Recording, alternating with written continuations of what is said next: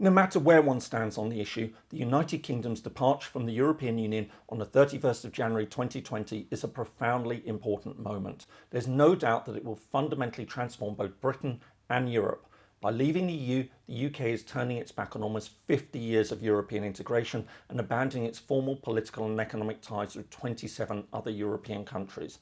Indeed, so close are the bonds with the EU that one could even consider it to be tantamount to a territory leaving a country. In this video, I'm going to try to answer the question, is Brexit a form of secession?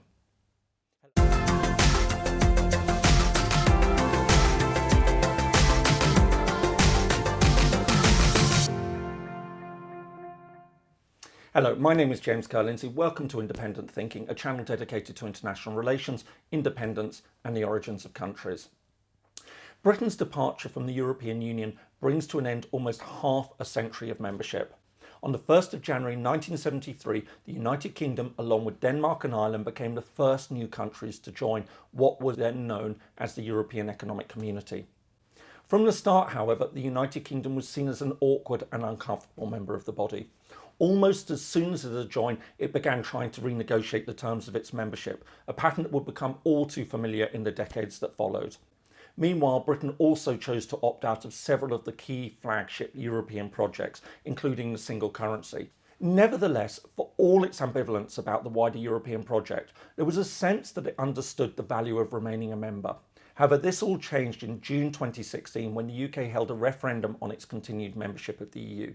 By a narrow margin of 52 to 48%, the British electorate voted to leave the EU, a process more generally known as Brexit. The decision to leave the European Union certainly came as a shock. Of course, the reasons for this decision and whether it will ultimately prove beneficial to the country will be debated for many years to come. However, it soon became clear that the process of picking apart the ties that had been formed over half a century would not be easy. Brexit was certainly not like leaving an international organisation. It would be far more complex than that. Instead, it appeared to have more in common with the way in which a territory breaks away from a country. In many ways, it seemed to be a form of secession. So can we think of it as secession? Well, formally speaking, secession is considered to be the act of withdrawing from a political body of some sort, whether that's a country, an organisation, or some other institution. From this perspective, Brexit clearly is a case of secession. However, secession is usually understood as the decision by a territory to break away from a state and either become independent or join with another country. Based on this alternative reading of secession, the question becomes a little more complex. From a strictly legalistic perspective, the European Union is not a state. To be sure, it has a number of state-like features. Broadly speaking, one can think of it as having a defined territory, a settled population, governance and the ability to enter into international relations, the traditional markings of statehood. It also has many of the features of a state, such as a parliament and a bureaucracy. Moreover, under the terms of the Treaty of Lisbon, which entered into force in 2009, the EU can even have a formal and distinct legal personality on the international stage, thereby allowing it to sign treaties or join international organisations.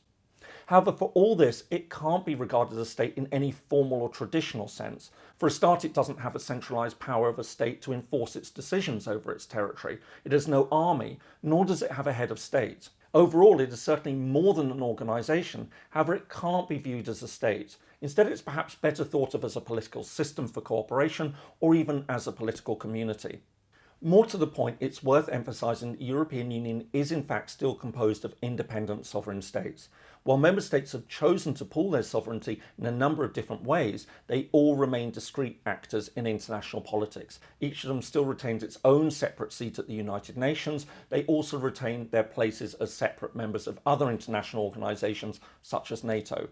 On top of this, each member also retains its own distinct forms of national government and political identity. Each maintains its own national legislative institutions and processes, as well as its own legal and judicial system. Lastly, whereas there's a general prohibition on territories breaking away from a country without permission, otherwise known as unilateral secession, no such prohibition exists in this case. The United Kingdom was always perfectly at liberty to leave the European Union, even without a formal agreement, although the consequences of doing so would have been extremely harmful in terms of its relationship with the Union. Moreover, the effects on the wider international stage would not mirror those faced by a territory trying to unilaterally secede from a state. Britain would still enjoy full international recognition, even by its former partners in the EU. In other words, Britain's sovereignty and independence as an actor on the international stage has always remained intact and would have remained so had it chosen to leave unilaterally. However, in other ways, Brexit nevertheless has a lot in common with secession.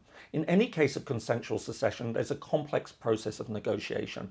This usually focuses on two key areas: the immediate terms of the formal separation and the nature of the relationship thereafter. This often requires sorting out a myriad of issues, ranging from dividing assets through to determining the status of one another's citizens. Both these features have clearly been present with Brexit. The withdrawal agreement, the basic text defining Britain's departure from the European Union, had to address a number of questions. For instance, it had to cover issues such as pension rights for British staff working in EU institutions and the return of Britain's contributions to EU bodies, such as the return of the UK's share capital in the European Investment Bank. In addition, it set out the rights of British citizens living and working in the EU and EU citizens living and working in the UK. It also covered issues such as intellectual property, data protection and judicial cooperation in civil and criminal matters. Lastly, it set out the terms of a transition or implementation period, which will cover the UK as it moved from leaving the EU through to establishing a new relationship. These are all the sorts of issues one would expect to see covered in a process of state secession. In addition to the withdrawal agreement, the two sides also signed a political declaration. This set out some of the guiding principles for the future relationship. However, like any other process of secession, defining the terms of the future relationship, as well as sorting out all the loose ends of the exit process, could well take many years. So is Brexit a case of secession? Ultimately, it depends on how you look at it. From a purely definitional perspective, it is certainly a case of secession. The United Kingdom is withdrawing from the European Union. However, when considered in terms of the act of a territory leaving a state, the situation is a little more complicated. Although the EU can't be considered as a country, and its members have always remained sovereign states in their own right, it has many state-like features.